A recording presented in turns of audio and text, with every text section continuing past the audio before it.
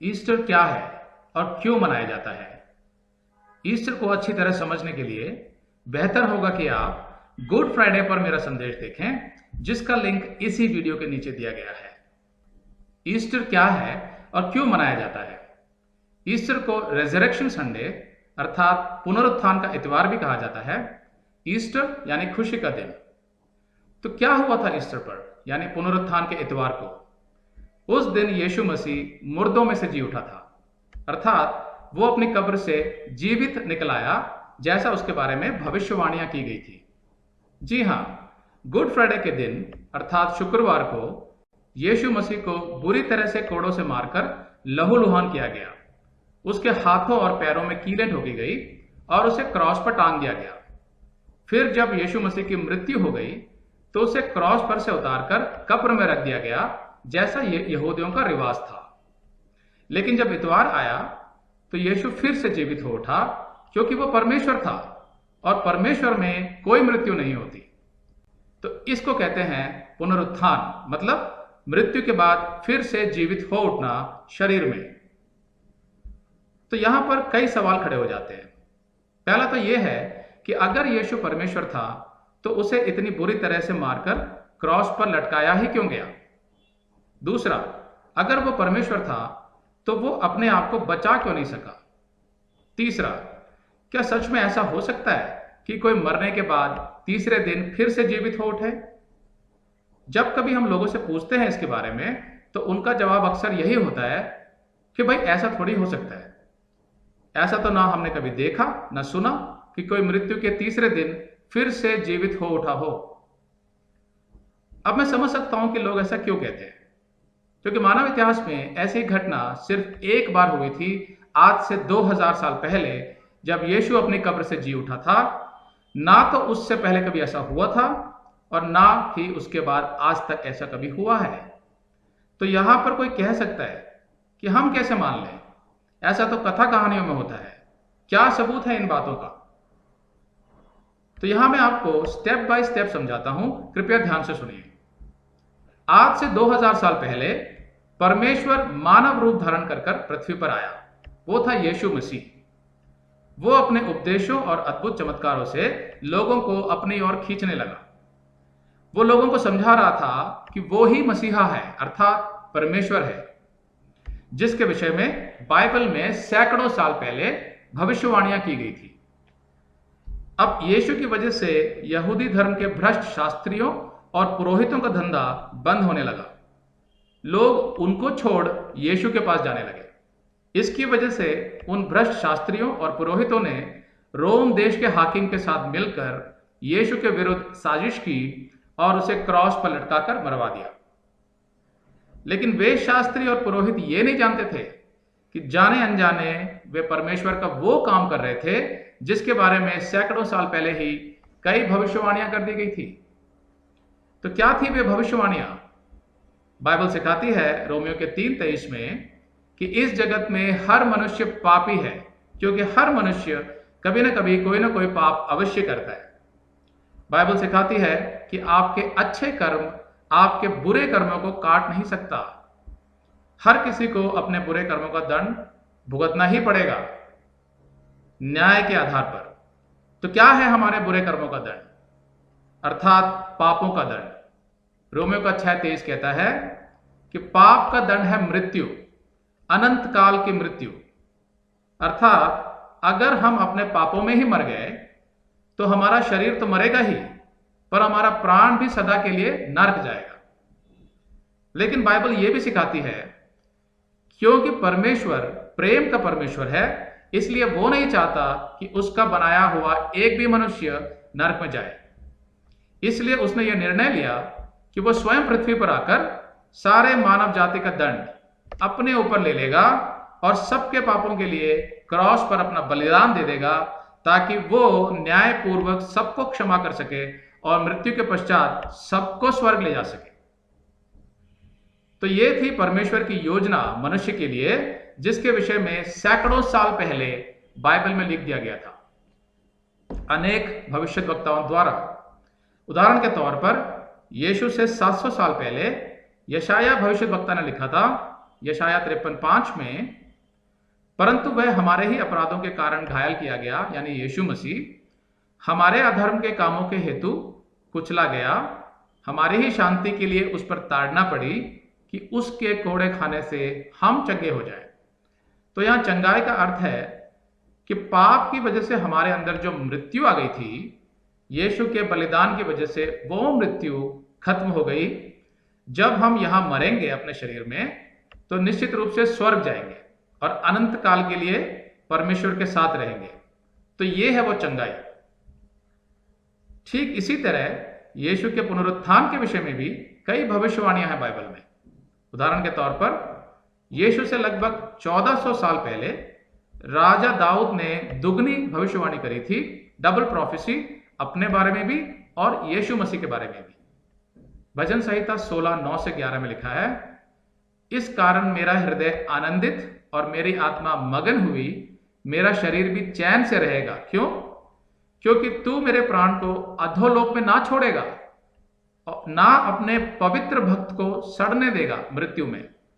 मतलब तू मेरा पुनरुत्थान कर देगा, तू मुझे जीवन का रास्ता दिखाएगा, तेरे निकट आनंद की भरपूरी है, तेरे दाहिने हाथ में सुख सर्वदा बना रहता है। तो हम जानते हैं कि आज यीशु परमेश्वर के दाहिनी ओर बैठा है। ये सब पुनरुत्थान की भविष्यवाणियां थी जो परमेश्वर पुराने नियम में समझा रहा था लोगों को। अब यह बाइबल तो यीशु के आने से 1500 साल पहले से लिखी जानी शुरू हो गई थी। तो अगर ये भविष्यवाणियां 100% पूरी नहीं होती कि यीशु क्यों और कैसे मारा जाएगा, कब जीवित हो उठेगा इत्यादि, तब तो यह बाइबल झूठी साबित हो जाती। लेकिन क्योंकि यीशु से संबंधित 300 से भी ज्यादा भविष्यवाणियां 100% पूरी हुई, इसीलिए लोगों ने बाइबल को माना और क्रिश्चियनिटी यानी मसीहत इस संसार में आई और सारे विश्व में फैल गई। आज बाइबल विश्व की सबसे ज्यादा पढ़ी जाने वाली किताब है। क्यों? क्योंकि बाइबल ही परमेश्वर का वचन है। बाइबल के दूसरे भाग अर्थात नए नियम में यीशु के शिष्य पौलुस ने लिखा, पहले कुरिन्थियों के 15:3-8 में, कि पवित्र शास्त्र के वचन के अनुसार यीशु मसीह हमारे पापों के लिए मर गया और गाड़ा गया और पवित्र शास्त्र के अनुसार तीसरे दिन जी भी उठा और कैफा को तब 12 को दिखाई दिया, यानी सभी प्रेरितों को दिखाई दिया पुनरुत्थान के बाद। फिर 500 से भी अधिक भाइयों को एक साथ दिखाई दिया, जिनमें से बहुतेरे अब तक वर्तमान हैं, पर कितने सो गए। मतलब जब पौलुस ये लिख रहा था यीशु से लगभग 30 साल के बाद, तब उनमें से बहुत से लोग जीवित थे जिन्होंने यीशु को पुनरुत्थान के बाद देखा था। दूसरे शब्दों में पौलुस उस समय की कलीसिया को समझा रहा था कि तुम अगर चाहो तो उन लोगों से मिलकर यीशु के पुनरुत्थान की पुष्टि कर सकते हो। फिर याकूब को दिखाई दिया, तब सब प्रेरितों को दिखाई दिया और सबके बाद मुझको भी दिखाई दिया, यानी पौलुस को भी दिखाई दिया प्रेरितों के 9वें अध्याय में, जब वो दमिश्क की ओर जा रहा था। तो यीशु के पुनरुत्थान का सबसे पहला सबूत तो बाइबल से ही मिल जाता है, जिसको संसार भी मान्यता देता है। दूसरा, बाइबल के अलावा यीशु के पुनरुत्थान के गवाह यीशु के समय के वो प्रसिद्ध इतिहासकार हैं जो क्रिश्चियन नहीं थे, पर उन्होंने यीशु की पूरी जीवनी अर्थात उसका जन्म, मरण और पुनरुत्थान के विषय में इतिहास की किताबों में लिखा। उदाहरण के तौर पर फ्लावियस जोसेफस, जो एक यहूदी इतिहासकार था, जब वो पहली सदी में अर्थात 93 एडी ईसा शेष में रोमी साम्राज्य के अधीन रहे इजराइल का इतिहास लिख रहा था, तो उसने यीशु मसीह के बारे में कुछ यूं लिखा। सन 93 एडी में जब यहूदी रोमी साम्राज्य के मुख्तार पुंतियुस पिलातुस के अधीन थे, तो उस समय में यीशु नाम का एक ज्ञानी मनुष्य रहता था, अगर उसे मनुष्य कहा जा सकता है तो, क्योंकि वह ऐसे ऐसे अद्भुत चमत्कार करता था और ऐसे उपदेश देता था कि लोग सत्य को जल्दी स्वीकार कर लेते थे। उसने बहुत से यहूदियों के और बहुत से यूनानियों के मन जीते। वो मसीहा था, और जब यहूदियों के प्रमुख शास्त्रियों और पुरोहितों ने उस पर आरोप लगाया, तो पिलातुस ने उसे क्रॉस पर लटकवा दिया। लेकिन यीशु से प्रेम करने वाले रुके नहीं जैसा परमेश्वर के भविष्यद्वक्ताओं ने लिखा था, यीशु तीसरे दिन मृतकों में से जी उठा और अपने प्रेम करने वालों के साथ कुछ समय गुजारा। इस पर हजारों लोग आश्चर्यचकित हो गए, जिसकी वजह से क्रिश्चियन यानी मसीही नाम का एक नया समुदाय उत्पन्न हो गया जो आज तक है। तो ऐसा जोसेफस नाम के इतिहासकार ने लिखा था, जो क्रिश्चियन नहीं था, एक यहूदी था। तो जोसेफस की ही तरह कई दूसरे प्रसिद्ध इतिहासकार जो क्रिश्चियन नहीं थे, उन्होंने भी यीशु के बारे में यही बातें लिखी।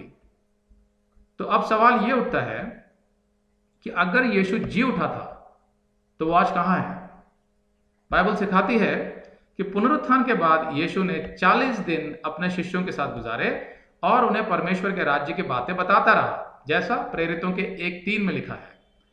उसके बाद प्रेरितों का 1:9 कहता है, यह कहकर यीशु उनके देखते देखते ऊपर अर्थात स्वर्ग में उठा लिया गया और बादल ने उसे उनकी आंखों से छिपा लिया। और यही बात इतिहास में भी है।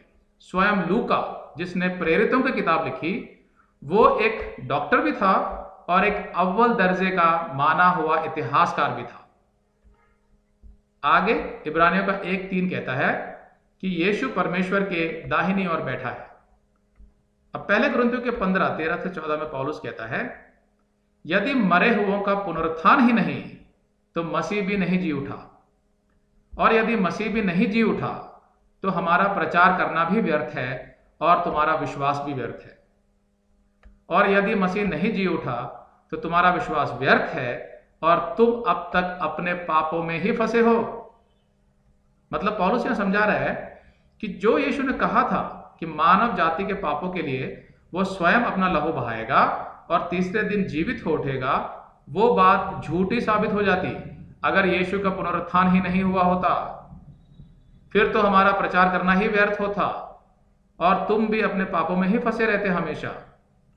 पर क्योंकि अब यीशु का पुनरुत्थान हो चुका है, यह इस बात का सबूत है कि यीशु की बात सच थी और तुम्हारे पाप भी अब यीशु में क्षमा हो जाएंगे अगर तुम विश्वास करोगे तो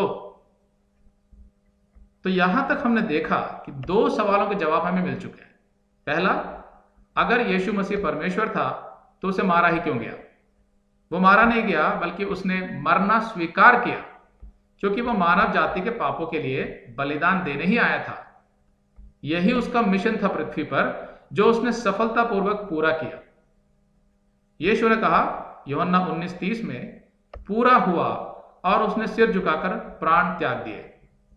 दूसरा, मैंने आपको यीशु मसीह के मुर्दों में से जी उठने के अर्थात पुनरुत्थान के सभी सबूत दे दिए। तो अब बारी है तीसरे सवाल की। अगर यीशु परमेश्वर था तो वो अपने आप को मरने से बचा क्यों नहीं पाया? तो इसका जवाब यह है कि यीशु को किसी ने मारा नहीं था, बल्कि उसने स्वयं अपने प्राण दिए थे। जी हां, बाइबल सिखाती है मत्ती 27:50 में, तब यीशु ने फिर बड़े शब्द से चिल्लाकर प्राण छोड़ दिए। छोड़ दिए मतलब यीशु ने अपनी इच्छा से प्राण छोड़ दिए। यही बात उसने यूहन्ना 19:30 में भी कही थी, पूरा हुआ, और उसने सिर झुकाकर प्राण त्याग दिए। उसने स्वयं अपने प्राण त्याग दिए। जब उसने बोला पूरा हुआ, तो क्या पूरा हुआ? संपूर्ण मानव जाति के पापों का दंड पूरा हुआ, जिसके लिए वो आया था। अगर वो अपने को बचाने के लिए क्रॉस पर से उतर आता तो मनुष्य के पापों का दंड पूरा नहीं होता और परमेश्वर मानव जाति को नरक जाने से नहीं बचा पाता न्याय के आधार पर। अब इसका मतलब यह नहीं है कि यीशु में सामर्थ्य नहीं था अपने को बचाने का, पर यीशु उन पाखंडी यहूदी शास्त्रियों को, पुरोहितों को और उन सब लोगों को जो उस पर विश्वास नहीं करते थे, उनको एक आश्चर्य कर्म दिखाना चाहता था, जिससे यह साबित हो जाए कि वो मानव रूप में परमेश्वर है। और वो आश्चर्य कर्म था पुनरुत्थान। इसलिए उसने क्रॉस पर से उतर आने के बजाय तीसरे दिन कब्र में से जी उठना बेहतर समझा। यह परमेश्वर का तरीका था संसार को बताने का कि अगर यीशु का पुनरुत्थान हुआ है तो हर उस मनुष्य का भी मृत्यु के बाद पुनरुत्थान होगा जो अपने पापों से मन फिराकर यीशु को अपना एकमात्र प्रभु और उद्धारकर्ता स्वीकार कर लेता है और यीशु के बताए मार्ग यानी बाइबल पर चलने को तैयार हो जाता है, उसका पुनरुत्थान अवश्य होगा। आज के ही जैसे पौलुस के समय में भी बहुत से लोग पुनरुत्थान यानी रिजरेक्शन पर विश्वास नहीं करते थे, तो पौलुस ने उन्हें समझाया पहले कुरिन्थियों के 15:20 से 22 में, परंतु सचमुच मसीह मुर्दों में से जी उठा है और जो सो गए हैं उनमें पहला फल हुआ, अर्थात जितने भी आज तक मरे हैं उनमें यीशु मसीह का सबसे पहले पुनरुत्थान हुआ। क्योंकि जब मनुष्य के द्वारा मृत्यु आई, अर्थात पहले मनुष्य आदम द्वारा, तो मनुष्य ही के द्वारा मरे हुओं का पुनरुत्थान भी आया, अर्थात दूसरे मनुष्य यीशु मसीह द्वारा जो परमेश्वर था उसके द्वारा पुनरुत्थान आया। पहले मनुष्य आदम से मृत्यु आई, यीशु मसीह से पुनरुत्थान आया। और जैसे आदम में सब मरते हैं वैसा ही मसीह में सब जिलाए जाएंगे, अर्थात जो भी मसीह में है उन सब का पुनरुत्थान होगा स्वर्ग जाने के लिए। यीशु से पहले के लोगों का पुनरुत्थान कैसे होगा यह मैं किसी और संदेश में समझाऊंगा, लेकिन फिलहाल मैं यह बताना चाहता हूं कि पुनरुत्थान पर विश्वास करना इतना मुश्किल भी नहीं है, क्योंकि यीशु ने अपने जीवन काल में मुर्दों को जीवित करके दिखाया था बाइबल में। कई बार यीशु के पुनरुत्थान के विरोध में कई विद्वानों ने अपने अपने तर्क दिए हैं, लेकिन उनमें से आज तक कोई भी तर्क टिक नहीं पाया, क्योंकि जब भी इतिहास और बाइबल के सबूतों के आधार पर जांच की गई तो हर बार यीशु का पुनरुत्थान सही साबित हुआ। वैसे तो बाइबल में पुनरुत्थान यानी रिजरेक्शन के दिन को मनाने के विषय में कुछ नहीं लिखा है, लेकिन जो लोग इसको सही अर्थों में मनाते हैं वे प्रभु यीशु के पुनरुत्थान की यादगार में परमेश्वर को धन्यवाद करते हैं। आज विश्व भर में बहुत से धर्म चल रहे हैं जो मृत्यु के बाद के जीवन के विषय में अलग अलग ज्ञान देते हैं। चुनाव आपको करना है। जो लोग यीशु मसीह पर विश्वास करते हैं उनको मन में पूरा विश्वास होता है कि मरने के बाद उनका पुनरुत्थान होगा और वह अनंत काल के लिए यीशु के साथ स्वर्ग में रहेंगे, क्योंकि यीशु ने कहा यूहन्ना 11:25 में, पुनरुत्थान और जीवन मैं ही हूं, जो कोई मुझ पर विश्वास करता है वह यदि मर भी जाए तो भी जिएगा। अगर आप चाहें तो आप भी पुनरुत्थान का हिस्सा बन सकते हैं, अपने पापों से मन फिराकर और यीशु मसीह को अपना एकमात्र प्रभु और उद्धारकर्ता स्वीकार करके। यूहन्ना 3:16 कहता है, क्योंकि परमेश्वर ने जगत से ऐसा प्रेम रखा कि उसने अपना इकलौता पुत्र दे दिया, ताकि जो कोई उस पर विश्वास करे वो नाश ना हो परंतु अनंत जीवन पाए। आमीन।